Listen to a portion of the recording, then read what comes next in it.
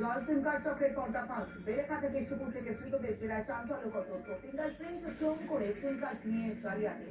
Cyber অ্যারেস্টের ভয় দেখিয়ে মোটা টাকা আদায়। কল সেন্টার থেকে ফোনেও আর্থিক প্রতারণা। কোচবিহার ও ইসলামপুর থেকেও জালে বেশ কয়েকজন।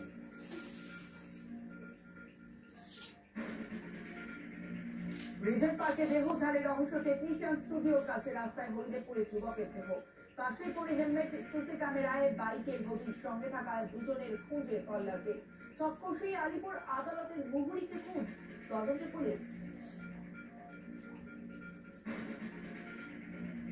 ফাঁসি দেওয়ায় সরকারি জমি দখল। নদীর চরের দখলদারকে সার্টিফিকেট পঞ্চায়েত প্রধানের। এখতিয়ার বহির্ভূত কাজ, দাবি বিএলআরও। পদক্ষেপের আশ্বাস বিডিও।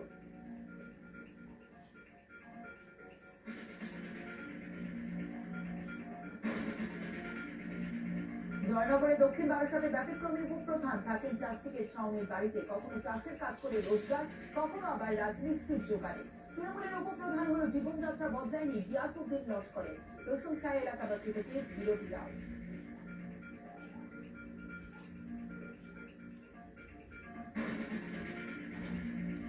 পদ্মাপাড়ের ছাত্রদের মধ্যেই কোন্দল। বৈষম্য বিরোধীদের বিরুদ্ধে বৈষম্যের অভিযোগ। ঢাকায় নতুন ছাত্র সংগঠনের আত্মপ্রকাশের দিনে কোন্দল প্রকাশ্যে। বিশ্ববিদ্যালয় চত্বরে স্লোগান, পাল্টা স্লোগান। দুপক্ষের হাতাহাতিতে ধুন্ধুমার।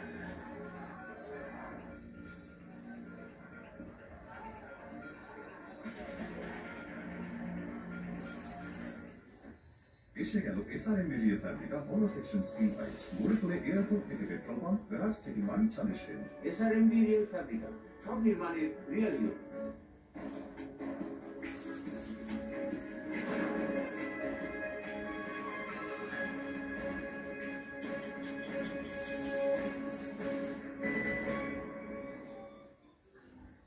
বিধানসভা ভোট, আর সেই বিধানসভা ভোটের টার্গেট তৃণমূলের। আর সেখানে প্রস্তুতি এবার আগামীকাল নেতাজি ইন্দোরে তৃণমূলের বিশেষ সাংগঠনিক অধিবেশন রয়েছে। আর সেই অধিবেশনে একাধিক গুরুত্বপূর্ণ বিষয় নিয়ে আলোচনা হতে পারে এবং বিভিন্ন ভোটের যে দিক নির্দেশ হতে পারে। বিভিন্ন জেলা থেকে আসতে শুরু করেছেন ইতিমধ্যেই নেতাকর্মীরা। নির্বাচনের জন্য সাংগঠনিক প্রস্তুতি বার্তা দেবেন তৃণমূল সুপ্রিমো মমতা বন্দ্যোপাধ্যায়। বিধানসভা ভোটের প্রস্তুতি আগামীকাল নেতাজি ইন্দোরে তৃণমূলের বিশেষ সাংগঠনিক অধিবেশন।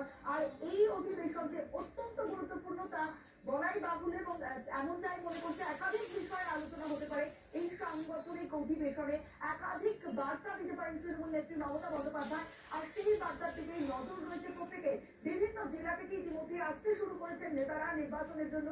সাংগঠনিক প্রস্তুতি আর কিভাবে 26-এর ভোটের লড়াই হবে, ঠিক কি দিক নির্দেশ হতে চলেছে, সেই সমস্ত বার্তা দিতে পারেন তৃণমূল সুপ্রিমো মমতা বন্দ্যোপাধ্যায়। দ্বন্দ্ব নিয়ে কড়া বার্তা দিতে পারেন তিনি। নজরে পিছিয়ে থাকা বিধানসভা ও পুরো এলাকা। শুধু তাই নয়, নয়া কর্মসূচি ঘোষণা হতে পারে এই সম্মেলন থেকে, এমনটাই মনে করা হচ্ছে। এবং বার্তা দেবেন তৃণমূল সুপ্রিমো মমতা বন্দ্যোপাধ্যায়। বিধানসভা ভোটের প্রস্তুতি আগামীকাল নেতাজি ইন্দোরে তৃণমূলের বিশেষ সাংগঠনিক অধিবেশন। আর সেই অধিবেশনে বিভিন্ন জেলা থেকে ইতিমধ্যে আসতে শুরু করেছেন নেতারা, যারা এই অধিবেশনে যোগ দেবেন।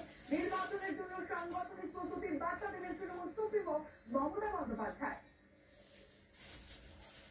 মূলত তিনটে দিক রয়েছে। একটা হচ্ছে মমতা বন্দ্যোপাধ্যায়ের নেতৃত্বে যে নিবিড় উন্নয়ন চলছে, সেই উন্নয়নের আওতায় আরো বেশি মানুষ মমতা বন্দ্যোপাধ্যায় আনার চেষ্টা করছেন এবং এই গোটা বিষয়টা মানুষের কাছে আরো বেশি করে নিয়ে যাওয়া। 2 নম্বর হচ্ছে বিরোধীরা যে কুৎসা, ব্যক্তি আক্রমণ, নানা রকম একটা রং ন্যারেটিভ তৈরি করার চেষ্টা করছে, নিবিড় জনসংযোগের মধ্যে দিয়ে এই কুৎসাগুলো প্রতিহত করা। এবং 3, কেন্দ্রের নির্বাচন কমিশন এবং কেন্দ্রীয় এজেন্সিগুলি এদের মধ্যে একটা সেটিং তৈরি, একটা নতুন মডিউল তৈরি করে, যেটা মহারাষ্ট্রে, যেটা দিল্লিতে ওরা করেছে, ভুয়ো ভোটার, অনলাইনে ভুয়ো ভোটার ঢুকিয়ে দিচ্ছে। মমতা বন্দ্যোপাধ্যায় গোটা দলকে এই চক্রান্ত ব্যর্থ করার জন্য কি কি পদ্ধতিতে এই কাজ হবে সমস্তটা নেত্রী দিক নির্দেশ করবেন।